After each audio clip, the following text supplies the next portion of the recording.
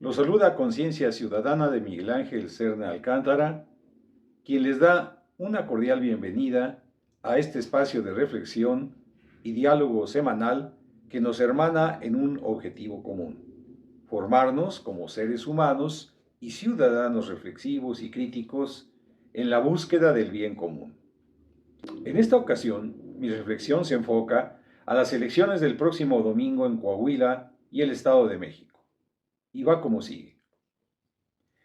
El próximo domingo se jugará el futuro político de nuestro país,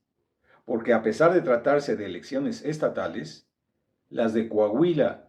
y el Estado de México serán determinantes para las decisiones que tomarán en lo futuro tanto los partidos políticos como los posibles candidatos a la presidencia de la República y la ciudadanía en general. En ambos estados, el PRI estará en la posibilidad de perder, esperamos que por mucho tiempo, la oportunidad de continuar con su hegemonía local mantenida por casi un siglo que, como en todo el país, se asoció con el surgimiento, el ascenso, el control absoluto y la decadencia de una clase política que a balazos llegó al poder y solo a balazos habría de abandonarlo, como sentenció en alguna ocasión el líder obrero de la CTM, Fidel Velázquez. Coahuila, un estado dominado por el cacicazgo de los hermanos Moreira, es, para su desgracia, el que menos oportunidad tendría de deshacerse de la hegemonía priista en este momento, aunque no podría desecharse que los ciudadanos coahuilenses pudieran dar, si se deciden, que a pesar de todos los líos que se traen los candidatos opositores para lograrlo, pues la salida del PRI no puede posponerse más y estamos seguros de que su conciencia cívica es lo suficientemente madura para distinguir entre los objetivos y ambiciones de su clase política, inserta en todos los partidos, y los intereses fundamentales de la sociedad coahuilense, que como nunca antes en su historia, tiene la oportunidad de tomar en sus manos su futuro.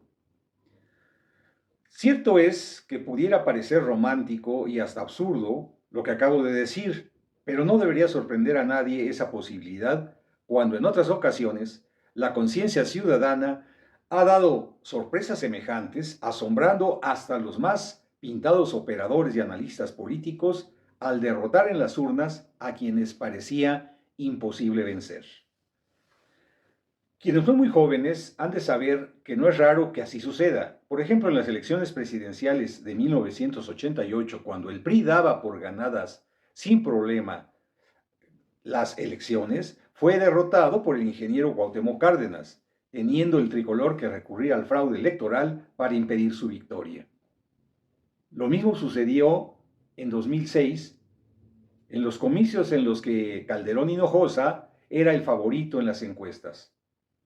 pero que tuvo que enfrentar el triunfo de Andrés Manuel López Obrador mediante un escandaloso fraude electoral que hasta la fecha le ha dejado con la mala fama de haber sido un presidente ilegítimo. No son estos los únicos ejemplos y aunque los candidatos de la oposición en Coahuila no cuentan con la representatividad que en su tiempo tuvieron Cárdenas o López Obrador, sin lugar a dudas, como sucedió entonces, es posible que los ciudadanos coahuilenses sean capaces de valorar en conciencia si van por el cambio o se quedan rezagados nuevamente de la transformación que vive el resto del país. Indecisiones y confusiones provocadas por los conflictos generados con la elección del candidato de la oposición a la gubernatura terminaron por dividirlos y tener que escoger entre quien se quedó como candidato de Morena y el que decidió ir bajo los colores del Partido del Trabajo, poniendo, con razón o sin ella, a los seguidores de la Cuarta Transformación en un brete impensado que no solo los llevó a involucrarse en los enconados enfrentamientos entre uno y otro candidato, sino a dividir quién sabe hasta qué grado un movimiento donde se supone los militantes y ciudadanos habrían de tener la última palabra en la toma de decisiones. Se dice en la jerga política que un político ha de saber tragar sapos sin hacer gestos, pero hoy no solo a ellos se les exige, sino también a los ciudadanos, debido a que por la limitada posibilidad para intervenir en las altas decisiones de la política, que aún en la cuarta transformación no dejan de ser todavía coto reservado a las dirigencias, los coahuilenses democráticos deberán tomar una decisión que tal vez les sea difícil de aceptar a algunos de ellos, pero que en las circunstancias actuales no sería en desdoro de su lucha si tras pasar la dura prueba de las elecciones del domingo próximo, Coahuila puede transitar por fin al cambio político que no será nada fácil, pero que menos lo será si el priismo continúa gobernando durante 6 años más. Lo cierto es que a la hora de la verdad, frente a la urna, no estarán ni los candidatos, ni las dirigencias partidistas, ni otros personajes influyentes que actúan desde la lógica del poder, sino tan solo el ciudadano y su conciencia, que le dictará cuál es el deber que le compete en esa elección, aun cuando sus intereses, simpatías o antipatías personales pudieran aconsejarle una decisión distinta.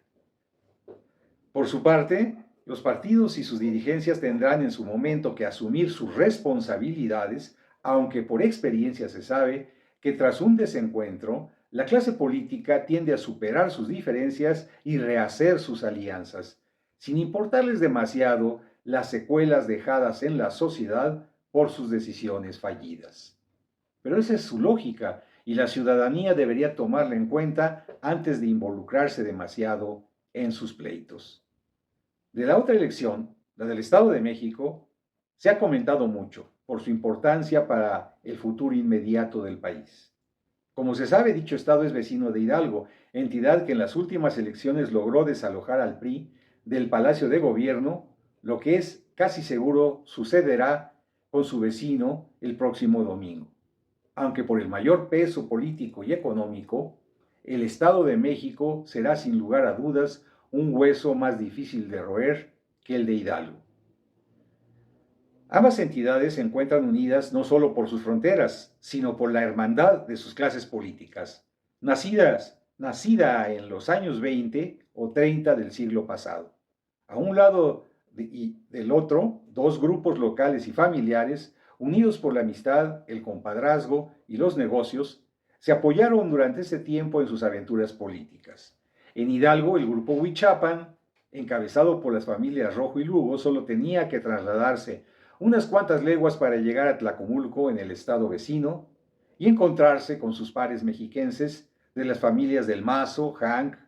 Montiel, Alcántara, Nieto o Favela y participar en sus gustadas charreadas y corridas de toros, degustando sus ricas barbacoas y exquisitos curados, como anticipo de largas charlas sobre sus hazañas políticas comunes,